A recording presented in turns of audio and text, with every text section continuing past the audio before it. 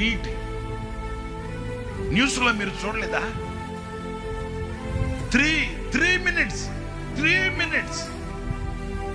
3 నిమిషాలు ఆలస్యమైందని గేట్ వేసేస్తే గగ్గోలు పెట్టి ఏడ్చారు. అయ్యా మా ఆలస్యం కాదు, మాది పల్లెటూరు, కొంచెం ట్రాఫిక్ అయ్యింది, ట్రాఫిక్ జామ్ అయ్యింది. ఎన్ని చెప్పినా నో నెవర్. నీకు ట్రాఫిక్ జామ్ అవుతుందని నీకు తెలుసు కదా, మరి అర్లీగా ఎందుకు బయలుదేరలా?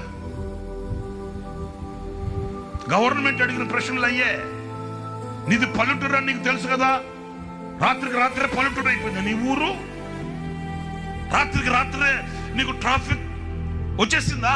ట్రాఫిక్ జామ్ అవుతుందని నీకు తెలుసు, నీకు సరైన సౌకర్యం లేదని నీకు తెలుసు, అక్కడికి చేరుకునేసరికి టైం పడుతుందని నీకు తెలుసు. మరి ఎందుకు నువ్వు అలర్ట్ అవ్వలేదు? తగిన జాగ్రత్తలు నువ్వెందుకు తీసుకోలేదు? వాళ్ళ ఊరు దూరం అని చెప్పి వాళ్ళు వచ్చేసరికి ఆలస్యం అవుతుందని చెప్పి రైల్వే స్టేషన్లో ఉండి రైల్వే స్టేషన్లో ఫ్రెష్ అయ్యి బస్ స్టాండ్లో ఉండి బస్ స్టాండ్లో ఫ్రెష్ అయ్యి ఎగ్జామ్కి వచ్చిన వాళ్ళు లేరా? అందరు ఇలాగే సాకులు చెప్తే ఎలా కుదురుతుంది? నో, కుదరదు.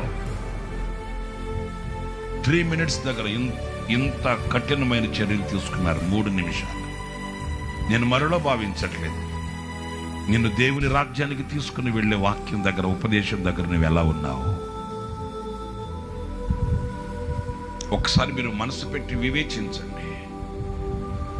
ఎలా యోగ్యుడు అవుతావు? ఎలా అర్హుడు అవుతావు? ఎలా ఆ దీవెనకి నువ్వు పాత్రుడు అవుతావు?